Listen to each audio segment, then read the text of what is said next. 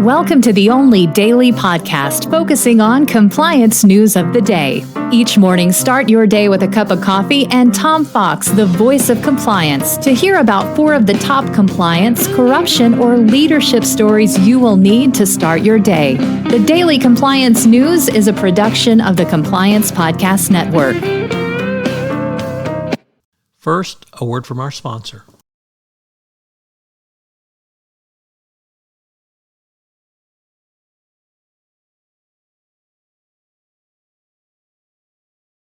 The Daily Compliance News for August 29, 2023, the $6 billion edition. And that story comes to us from the Wall Street Journal that 3M's board has approved a $6 billion settlement over the faulty earplug litigation that has caused hearing loss among veterans, putting a long-awaited price tag on a huge chunk of the company's legal problems. Yesterday, we talked about an FCPA settlement. Well, that was $6 million. This is $6 billion. The settlement will be paid out over multiple years and is substantially less than some analysts expected. Of course, the company's shares rose after the settlement was announced. Next up, from ESPN, the continuing saga of the Spanish FAA President Luis Rubiales,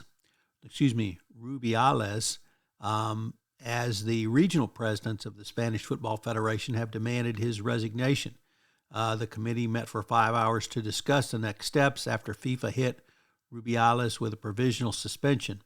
FIFA has also announced that it is opening a formal investigation, and to top it off, Rubiales' mother has announced she has declared a hunger strike until her son is cleared of all issues. So Rubiales continues to refuse to bow to pressure to resign, leading the Spanish government to even potentially seek his removal. Next up, from the New York Times, on our continuing competition and or march down a road to war against or with China, the U.S. Secretary of Commerce says that the United States does not wish to decouple itself from China. Gina Raimondo, the Commerce Secretary, emphasized U.S. national security concerns as she and high-ranking U.S. and Chinese officials held a series of economic policy meetings in Beijing. In the latest sign, both countries are trying to stop the long deterioration in their relationships and restore communications.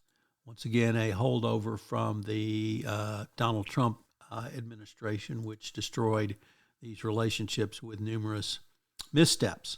So the commercial relationship is one of the most consequential across the globe, and managing that relationship is critical to both nations.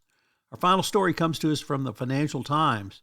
As listeners to this podcast and any podcast I put out, as well as readers of my blog, know I'm a big believer in lessons learned, and this article focuses on the non-lessons learned from the cyber war in Ukraine. Check it out.